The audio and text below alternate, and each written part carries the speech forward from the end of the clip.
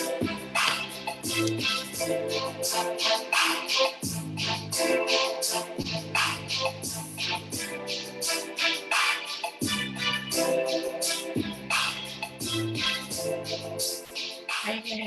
everybody. We hope you guys are all having a wonderfully blessed Sunday. We'd like to welcome to our Counterpoise podcast. I am one of your co-hosts. My name is Samantha Adams, and I'm joined here with my other two wonderful co-hosts. They're going to go ahead and introduce themselves. Oh, you're on mute. Yeah, we can. I'm Edward Stevenson, one of your co-hosts as well.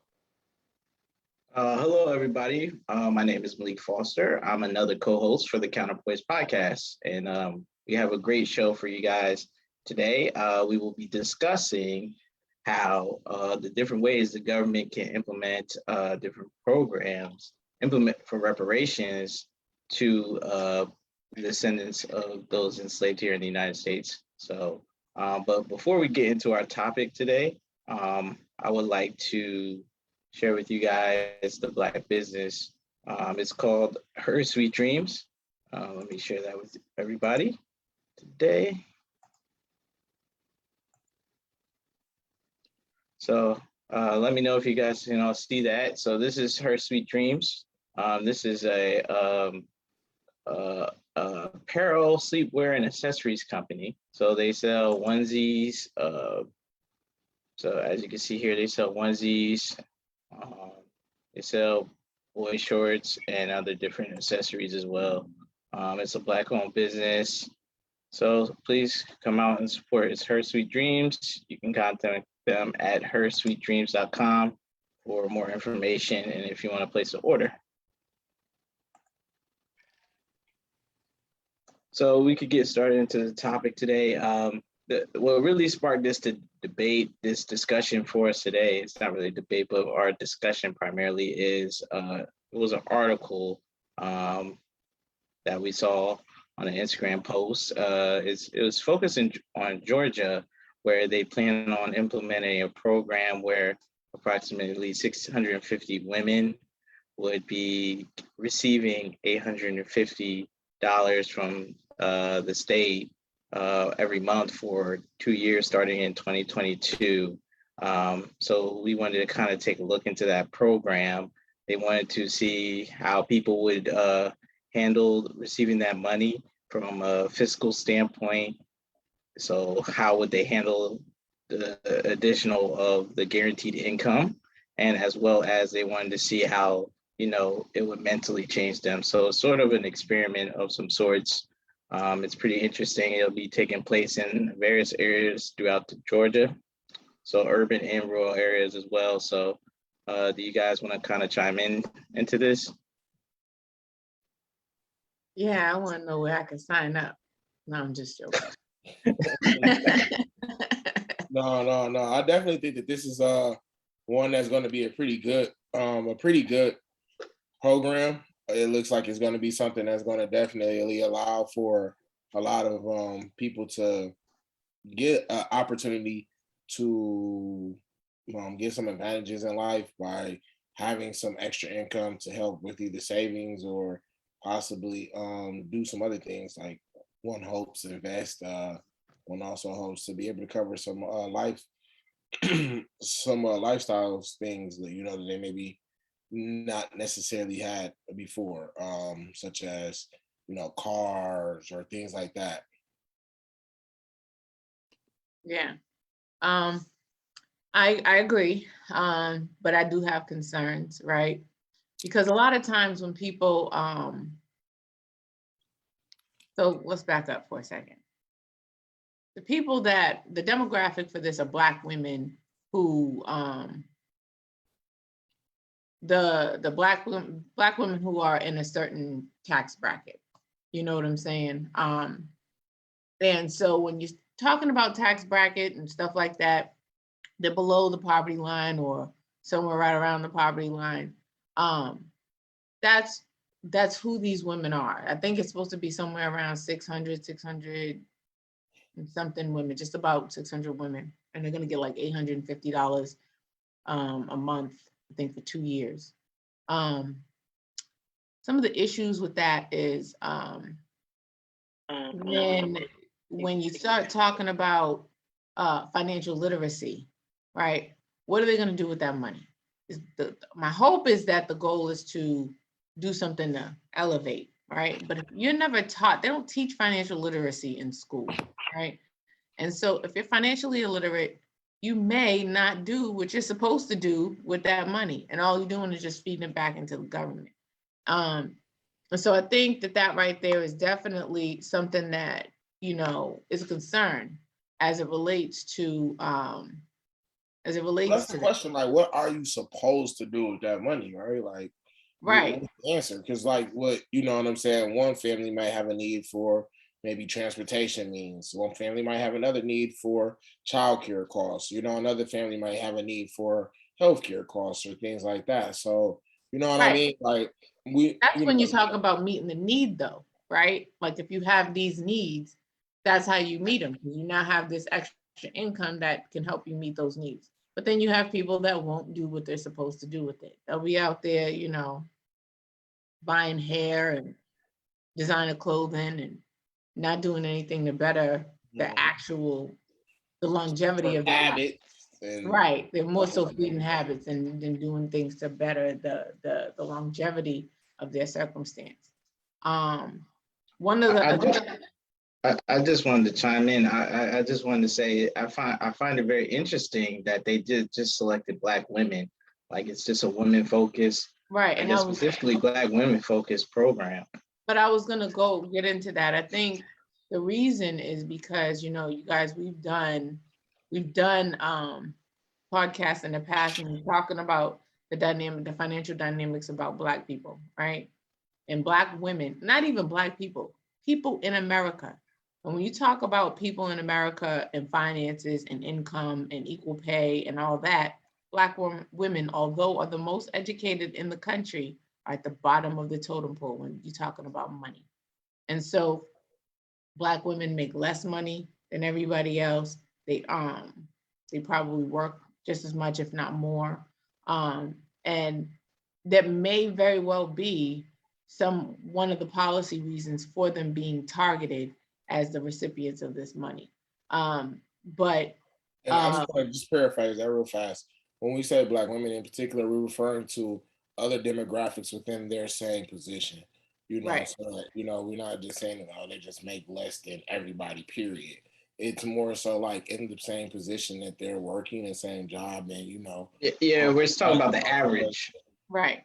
Right. Yeah, we're just talking about the average. Yeah, right. Well, and I just want to just make sure too that we're saying in the position that they're in, like we're saying, like, so if you're an engineer, you're a Black woman versus, a white male engineer, you're going to maybe make less than that white male engineer. But that's, again, you still might make more than, say, someone working at, say, in the service industry as maybe a server or something like that.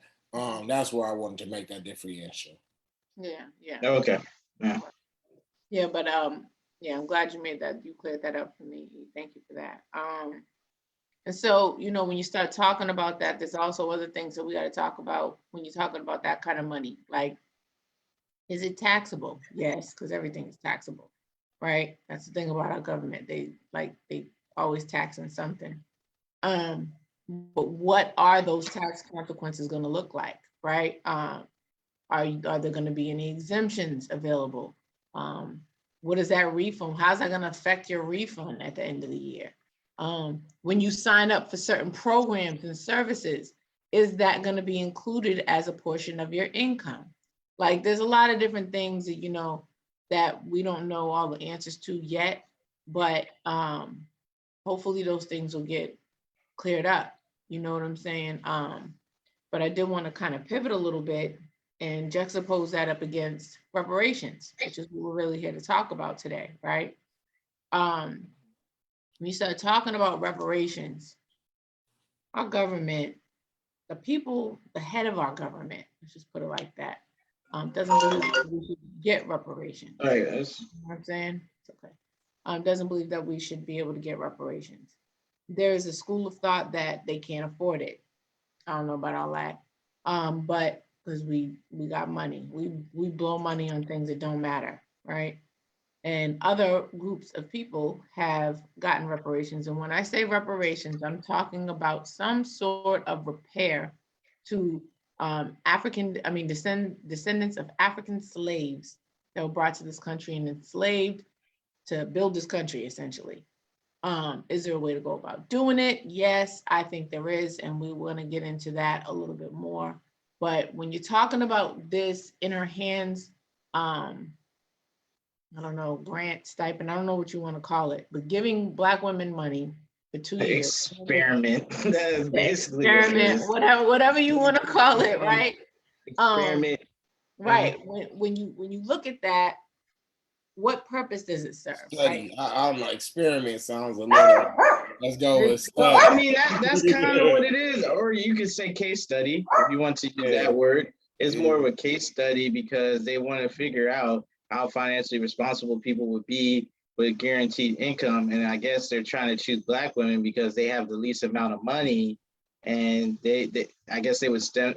I don't know they stand to benefit the most, right? but I don't If think they have the least amount of money and assets, they would stand. The purpose of it isn't Go to ahead. see how financially, savvy they're going to be. It's to combat poverty, right? Because that's the reason why you're choosing women that are in the lower the lower bracket, right? People that are not above the poverty line. Well, Women. Yeah, it's part of that. It's part of that too. But go ahead. But this is what I'm saying, right? If the Go ahead, target group is a bunch of Black women who are below the poverty line and you want to give them money, you can't expect them to have this financial intellect, this mature financial intellect if they were never taught. So when I say it's more about trying to help build them up so that they can come out of the poverty line, you have to be able to employ courses, classes, something that's gonna give them the savvy so that they have the knowledge to come out of that space. You know what I'm saying? You just can't be like, oh, here's $850 a month for 2 years and do what you got to do, because it's almost like the PUA, right? When the pandemic hit and unemployment, people was getting unemployment, people were getting more money in unemployment than they were getting in their paycheck. So there was a bunch of people that went ahead, got their unemployment, was doing whatever, and was spending all kinds of money with that PUA. Once the PUA ran out, and everybody's like, oh my God, because they didn't do what they needed to do with it. That's not true for everybody, but that is true for some. You know what I'm saying? And I agree with that. And I think like one of the things that when we look at, this program in particular, I think to the point that you were making earlier, it is to look into address, individuals who one have received or maybe on a lower income scale. And then two, to see if given like the opportunity to receive these funds, how would they use them? Like, what would you use this money for if you had money that may be considered to be with no ends, no ties to it. So I think to your point though, Sam, that they should have a tie in. It should be maybe you have to do one of these types of courses that we may offer either once a month or whatever, in which we teach on one of the two. One, managing taxes, building a budget, and or what I'm saying, learning to different types of ways that you can learn to invest. Certain things where it's like, okay, as we give you this money, we're also giving you tools and skill sets and opportunities so that you can learn how to budget the money. And honestly, I feel like, to be honest, the money should be tied, I feel like, and almost incentivized like how it is in America. One of the things I think a friend of mine told what do me you mean once, by and I'll that? never forget, and I'm about to explain this right now. One of the things that a friend of mine said, and I'll never forget, is that like, they reward you when you're rich. Like, when you have, good money already and your name is pretty good, you get the best, offers on certain things.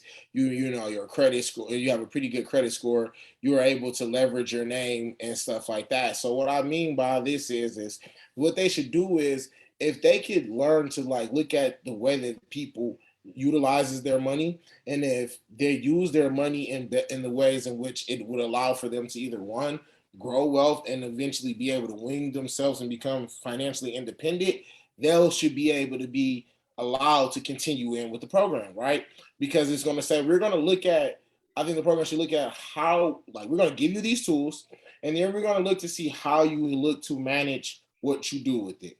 The more you do better with what you're getting, we will continue to feed you. Like, it's almost like, you know, the more you're doing good in business, they'll give you more funding.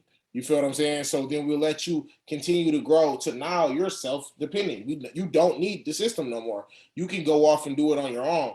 And we can take your blueprint and start to incorporate that into the study as well, so others can learn and grow. Because the one thing I'll say is too, you don't want to have the problem where you are continuously funding individuals and you're just giving them things and they're not able to be appreciative of it. They're not able to manage it well. They're not able to take advantage of the opportunities that they have to educate themselves to use the money well. You feel what I'm saying? Like, it's one thing you just give it to people, they just don't know what to do with it. Of course, they're going to go, you know, blow it away. But you give it to them and you give them the tools, and then you say, listen, this is also tied to the tools. Then they have a reason to invest themselves into learning if they want to maintain that opportunity.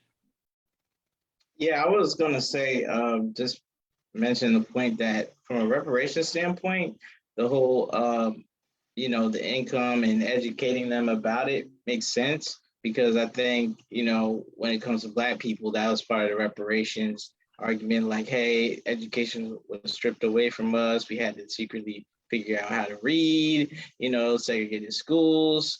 It was separate but not equal. Not separate but equal. So that was a misnomer. So I think when it comes to this guaranteed income thing, I think they want to really look at to see how, like, it will work for everybody, right? Eventually. So I don't think they really want to isolate. I would like for them to isolate Black people and help them, even if it's just Black women. I'm all for that too, even though I think Black men deserve something as well. But, you know, I think they're looking at it for everybody, like, okay, how would the group, the demographic that's worse off in this country, how would they financially be responsible? How would this affect their mental health? How would this affect them as a group? And see how, okay, if it affects them this way, then it could be beneficial and we could somehow implement this for the whole country or the whole state of Georgia, for example. So I think, you know, they're trying to play around with that. And the nonprofit is spearheading this program, which is, I think it's in her hands, right? So yeah, that's it's what really I'm nice of them. It's not a government-run project, a company. It's a nonprofit that's doing it. I think that it's worth trying, right? Just to see what happens, because like I said before, as it relates to reparations, is a school of thought that it can't happen, we can't afford it, blah blah blah. The issue with that is when you talk about reparations, kind of like how what Malik was saying, when you're talking about how Yes. the enslaved had to sneak learning, teaching themselves how to read, or had to sneak everything, especially educationally. And then once slavery was over, I don't know if abolished is the right word. The reason why I say that is because there was a whole bunch of people that didn't even know slavery was finished, and they were still out there working, but no Yeah, money. so-called officially over. Right. Once it was So, over, right? like Once another slavery 10 was, years after that. right. So once it was over, that was it. Like, that's when you started getting into sharecropping and all this other stuff. Black folks weren't taught what to do with money. It's why it's part of the oppression. So when you talk about systemic racism, you're talking about things such as, you know, gentrification, keeping Black folks out of neighborhoods or moving a bunch of white folks into neighborhoods. You see what I'm saying? That are predominantly Blacks. Not to say that we can't coexist. It's just to say, culturally speaking, we move different. You know what I'm saying? And so, and it's common. That's where the whole thing about a Karen came from. That there are some white folks out there that don't understand the culture of Black folks, and they think that everybody needs to assimilate to their culture as opposed to just letting people be out here living their best life. So when you're talking about things like gentrification, also too with gentrification, it makes the price go up. When the price goes up, Black folks can't afford to live there anymore, right? Or when you're talking about having a hard time being able to get a loan, a bank loan for a house. You can get $100,000 or $300,000 in student loans, but you can't get $100,000 for a house, which is, I mean, you make your own decisions about that. You know, so when you start talking about these types of things, you talk about how it may have its effect on the community itself, right? And if people don't know how to find their way out of that, they're going to continually find themselves in the cycle that we've been in for hundreds of years. I know that there was an article. I know there was an article. I know Malika's going to get into it. Matter of fact, I'll just let you go ahead. Go ahead, Malik. Oh, I was just gonna say, since you mentioned the gentrification portion, that's a real vile aspect of racism. Like, okay, there's name calling. Okay, cool. Somebody calls you names, but once they're starting to deny you benefits that you're supposed to qualify for, or wealth building opportunities, which harms generations of families and a group of people, that's where the evil doings of racism and white supremacy and other, hatred and racist acts really harm Black people specifically. So I think Sam mentioned an article. So there was an article, I'm just going to talk about it real quick, that mentioned in Chicago, actually, there's a group of activists that don't want a presidential center named after Obama, a presidential center that's going to host the Obama Library and some other stuff in their neighborhood, because it's going to drive the prices up. They can't keep up with the market and they'll be displaced. So they don't mind the center being placed in Chicago, in this Black neighborhood, right? I believe it's South Side, South Ward, somewhere, South Side, I believe. And they don't mind it being placed there, but the issue is the placement of it. They want it being placed in Chicago, cool, but not in their neighborhood. So because they'll be forced to move out, they'll be forced to sell, they'll be displaced and gentrified, and who knows where they'll be. So they're fighting to have the center be placed somewhere else. So that's a common theme with Black people, right? Like even the early 80s, or they would build a bunch of highways in the 70s and stuff in Black neighborhoods. They're always building different kind of things. We also did another episode, I know it was more related to environmental racism, called Cancer Alley. Just want to link that up to you guys right there. You can catch that on YouTube. That's already up and posted. And that's basically another form of gentrification. They're putting these plants in Black neighborhoods. They put a lot of bad things that devalue the property or force you to move out and sell your land. And some of this land has probably been in families for generations. So it's like they always do that to Black people, right? They don't do that to other groups of people.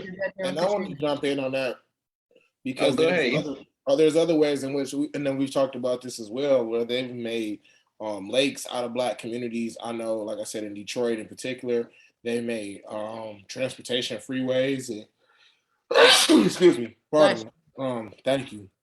They made transportation and highways through neighborhoods to displace, individuals. And in recent areas, and I've seen as well, like they just increase rents. I was just reading an article recently about the rents here in South Florida in particular, and how those prices are just going up and up, and it's hard to find units, let alone ones that's manageable for most of the working class. So those are to also piggyback other. off of that though, when it comes to rents, a lot of people don't know this, but renting is more expensive than owning, right? You can get a mortgage and your mortgage will be less money for a house that you own than it would be for renting an apartment or a house or whatever. And so that's why it's important to recognize the thing about being able to get a loan for a house, and the systemic racism that's attached to it, and not being able to qualify, and creating all of these difficult requirements in order to be able to qualify. Because if you have people that struggle with being able to qualify, they're able to pay. They don't make as much money, but they typically, and this is typically, I'm not talking about everybody, but typically they don't make as much money, but they have to spend more. So it's like, what are we doing? Why is it that somebody has to spend more but make less just in order to have a roof over their head? And when you're talking about gentrification as it relates to the article that Malik was talking about, let's be clear. The district in which Obama's library is slated to be built voted for him. They voted for him at a very high rate both times in both elections. It's not that they're very proud of him. The problem, and let me break down the problem a little bit more. The problem is once that library enters that community, you're gonna have people from all over the world wanting to visit. So now you have a tourist attraction. And anywhere you have a tourist attraction, the rent is high, right? If you live close to Disney World, I know it's an amusement park, the rent's gonna be a little bit higher. If you live near, let's take New York, for example.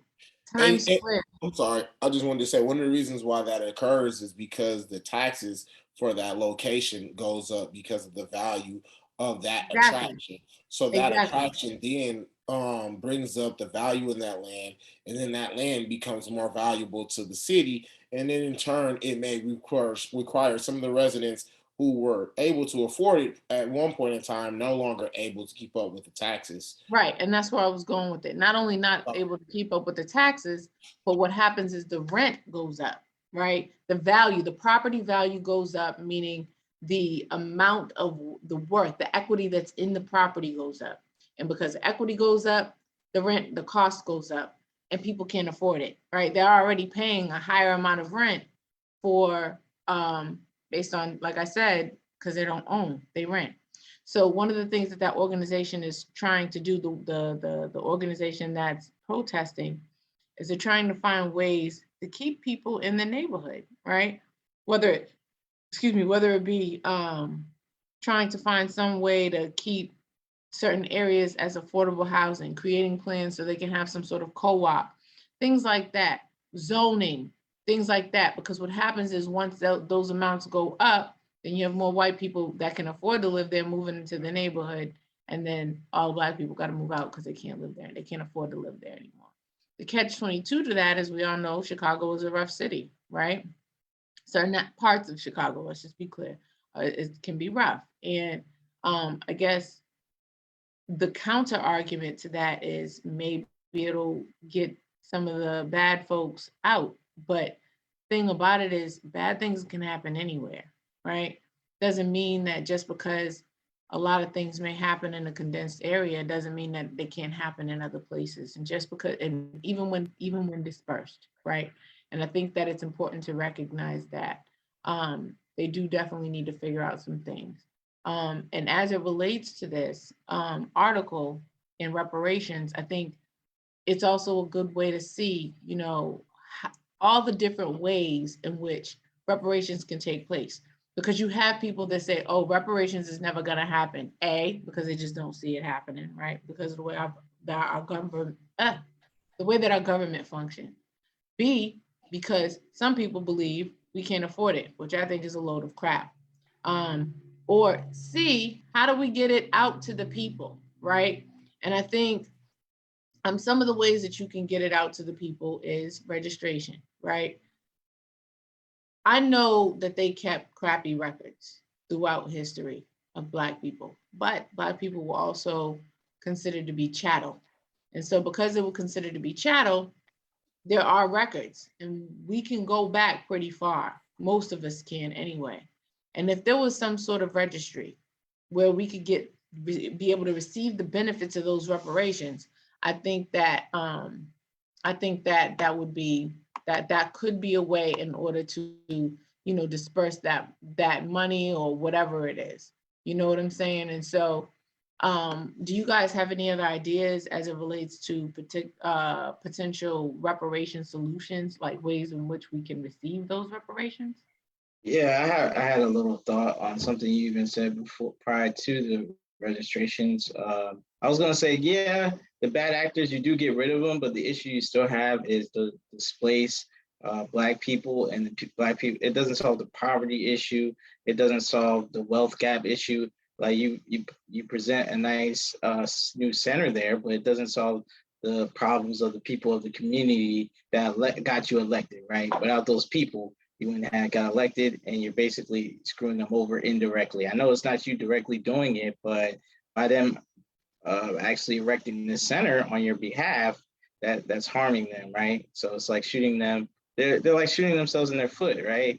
The people who are allowing that center to, be erected, because if they're Democrats and they know that the constituents are the ones that helped Obama get elected and helped Obama win that state, then that's not a good look there, right? So Obama can't say just rely on like my brother's keeper and some of the other stuff that he mentioned on the interview that he did to help Black people.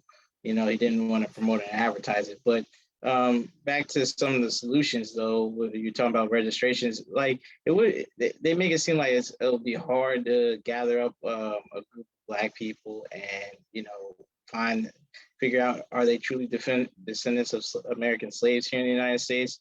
Because we do have a mixed population of people. Some people are foreigners, some people are second generation from Africa or Caribbean or other areas. But I think if people can trace their lineage back, or find a way they can do that or qualify, I think that's a good way to go about it. And I think that part is pretty simple, right? Like if you can go back and you see that your family came from the Caribbean, that kind of ends that you know what I'm saying? Or unless or just the fact of just being able to have like birth certificates in this country, driver's license, and all of those things. You have to have documentation of who your parents are, who you're. Up to a certain point, though, right? Because absolutely. They kept because your parents could have came in like the 80s, they kept shoddy records. Like I know my grandmother's birth certificate, it was like something wrong with it. I have family members. Understand something. But it's not gonna say like, it's gonna tell if you came from another country or not. You know what I'm saying? And that's what I'm saying. But understand this, as far as record keeping, like I have family members whose birth certificates are wrong. You see what I'm saying? And they didn't care. And this is not that long. They're not that old. They're alive, walking around. They're not that old. You see what I'm saying? And so understand that Jim Crow ended within the last 50 years. It's not that long ago. You see what I'm saying? So people need to keep that in mind. So I don't think it should be that much of a challenge to be able to figure out how far back you go to determine whether or not you are a descendant of an African slave. And yes, there's plenty of people out there that have white blood in them because of the slave master, or because after slavery ended at some point, their great-great-grandpa married a white lady. I mean, I know that that's what happened in my family. My great-grandfather married a woman from Ireland. But you know what I'm saying? At the end of the day, that doesn't take away the fact that he was a descendant of a slave. You see what I'm saying? So right. I think that shouldn't be hard to do that. And I think most Black folks in America would be willing to sign up to a registry. It's not about tracking. They're already tracking us on our phone. When you start talking about right. I think Black people to go to registration centers where they gotta verify information or go through a set of requirements in order to qualify for reparations package or even cash payments. Right, and that's as an adult. Like when you have a baby, you should be able to register your baby as soon as they are born, right? And then some of the different types of reparations that they could offer potentially, right? Like they could give cash payments, they could give tax breaks, they could give free college, right? I know all this stuff sounds like socialism and all that, but Black folks deserve reparations. Everybody else seems to get everything else except. I mean, it's not necessarily socialism. It's repairing for the injustices in the past. Because when you think about the cash payments, Black people were denied equal employment opportunities even after slavery, right? It's still broken promises. Yeah, but it still looks like socialism because it's giving out something from the government is dishing out things to help people. that's how a lot of Republicans look at that, right? When you talk about Yeah, wealth, but that I was agree with you. different I from us, agree with know? you. I agree with you, Malik. I'm just saying that is an argument that people, I would anticipate would make. I wouldn't even call it an argument. It's like an excuse to just not give what's owed. You know? Whatever you want to call it, I can see it being said, I guess, is the bottom line. And so some of the other things they could talk about: free education, like I said, free medical. They have to fix the relationship between Black women in the medical field, though, because Black women are often treated as if we're like superhuman. We don't get the same kind of care. We've talked about this kind of stuff. So some of Or those even things. some free professional schools. Like, even if you're like, okay, you guys could get free professional schools like doctors, lawyers, accountants, Another thing, like stuff that we could really need. Like, just even if they just did something like that, just give us our special set aside, like stuff only we can get. right. You know, Well, that was just like another thing I Native was looking at Americans have too. their thing. Go ahead, E. I was gonna say, taxes was another big one that we discussed as well. Allowing people not to have an income tax or something like that. They have to pay income tax or you know what I'm saying, be kind of like giving that diplomat status where you don't necessarily have to, Or we worry get about. a set percentage. Like, we still pay taxes, but Black people only get this much they have to pay. Everybody else that much. Like, some sort of special set aside where we're a special protected group, so we know like we're safe and secure in this country. Because right now it's like, man, what a lot of people could look at like what's the hope? I mean, there's opportunities here, but as Black people as a group, it's like, what kind of hope do we have? Give us some type of hope. Yeah, I mean, I think that when you look at the way that Native Americans have gotten set aside, I think it wouldn't hurt to try to help to mimic some of that. The problem, though, even with the Native Americans, is that the implementation of those set asides isn't always right. A lot of times you see they are given a certain thing and then it's for fake. It's just a facade. It's just dressed up, put some ribbons on it, decorate it, but it doesn't really exist. I mean, they do get that free. Some things are serious, Some like are, the medical stuff, but they deserve a lot more. the money they've been getting. Hey, I'm all for them getting more. I just want us to get our cut. We haven't even got. I hear Discount you, on but like Go me just ahead. finish my Go thought. Let me ahead. finish my thought. My point is that you could use that as like a framework, right? It doesn't necessarily, but it has to be real. It can't be like, okay, just like how they've been doing with the daggone George Floyd anti-lynching bill. Keep talking about you're gonna do it. Here we are years later and it still ain't been done. You see what I'm saying? It's like, stop trying to, but we'll give you the statue. You know what I'm saying? It's like, I don't want the statue. I want the bill. You know what I'm saying? I want to be safe. I want to be protected. And you can't say, people will also try to make the argument of the Civil Rights Act of 1965. And the thing about the Civil Rights Act is the Civil Rights Act was created to benefit Black people, but everybody else benefits from it. And I don't knock that. Everybody should be able to reap those benefits, but Black people are not reaping the benefits of a bill that was supposed to be created for them, not in the way that it's supposed to happen. So I think that it's important to recognize that when we create these things, laws, whatever it is, it has to be real. It has to be a very tangible thing in the way that people receive it. Like, it doesn't have to be physical money, but it has to be something that we can see. We have to be able to see the benefits. You see what I'm saying?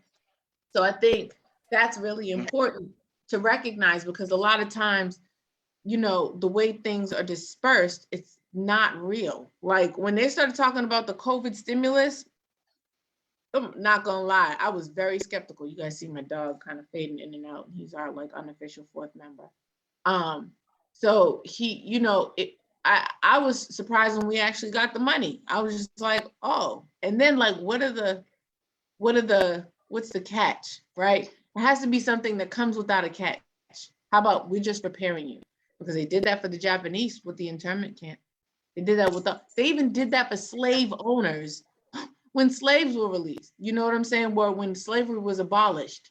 So I think it's important to recognize that whatever they choose to do, they have to recognize that they can do it. My hope is that these programs like Helping Her Hands or whatever it's called shows that it's possible. I understand that the purpose might be different, but you can repurpose things like that in order to see whether or not they can work. Yeah. I was gonna say that, yeah, you're right. Like there's different groups that got different programs, and Black people haven't gotten their programs. They just got symbols, such as a statue or false promises and things of that nature. And I think that's something that we need to work on as a group. These solutions, keep applying pressure to the Democrats. Like, look, you guys promised us some set aside, some special protections, especially when it comes to police, right, and stuff like that. Like, this, like, we need some type of protections. The Asians got their hate crime bill. We need our bill passed too as well. So those are just some of the issues that you brought up, Sam, that I think that we need to work on. Any thoughts? Yeah, no, certainly. I think in particular, we need those bill passed on a few levels. Because like we said, the answer for each individual who may be descendants of, what I'm saying, of American slaves, isn't always the same. You know what I'm saying? For some, they may have, been able to acquire and get pieces of the American dream, and they may the type of form of reparation that they may look for might not necessarily be the same type of format. There may be, say, an individual who did not have some of the advantages that the previous person that I just described had, but they have other challenges that they face in their life that they would need assistance with. So for some, I think it could be free schooling. For others, I think it could be, taxes. For others, it could be, medical, depending on their field or practice or whatever it is that they do for a living. If they don't offer those type of things, it could be, medical solutions. It could be offering opportunities with housing, as we've seen that they did in Illinois, to try to address some of the issues that they were having with some of the citizens in that country, or excuse me, in that city, and so on. So I think that when we look at this situation, it's one that needs to have a plethora of solutions, because it's not a one set answer, but it is something that I think that could be addressed if this country is serious about righting its wrongs, so that we can start that healing process. As we know, nothing ever really gets healed until you address it and you face it. So, it's definitely time for our country to do that shadow work, and not necessarily with, statues, and more like with actual laws and actual, I guess you could say, statues for real. You know what I'm saying? And not the ones that's physically standing, but the ones that's legally binding. So that's, yeah, where I wanted to go with it. Yeah, and I think that also too, if there were to be something like that, with as long as it's the people are registered, I think generationally, each individual should be able to choose from a list of how they receive it, right? Because let's say you have mom and dad who get money, but then you have daughter or son who don't really have money like that. So mom and dad might want taxes, but children might want school, or they might want a check. You know what I'm saying? I think that each person should be able to individually be. I think there should be a list like, all right, boom, these are the parameters, these are the types of reparations that you can receive. Or how about down payment money for a home, or for your first time home, like is kind of like a first time home buyers program, right? Like if they already have that type of assistance in place, you can allot it differently, just to ensure that it goes towards, the what was it, 30 acres and a mule. I mean, I doubt anybody's getting 30 acres or a mule at this point, but you could help effectuate that kind of thing. Something that can help create that generational wealth that we do talk about from time to time here on our podcast. So, I definitely think that there are ways to go about getting it done. They just need to do it. Right. I mean, I definitely agree with that. Just to wrap up, I agree. There's definitely different solutions, and this In Her Hands program is possibly something that the government can try. Like maybe higher, like if the government gets involved, of course, the payments can be potentially higher, right? The federal government gets involved, or even states get involved. The payments could potentially be higher and a longer time, right? So instead of 2 years, it could be a couple generations for for the time frame. I don't know how long it would be, or you know, if we have these Black people register, they can end up voting how long the time frame could be, or what some of the things that they'll be getting under reparations. If there's a different offers, different reparation package offers.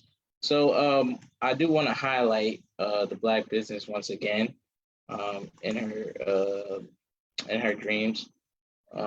One moment, in her sweet dreams. Excuse me. In her hands, in her dreams, we got them coming.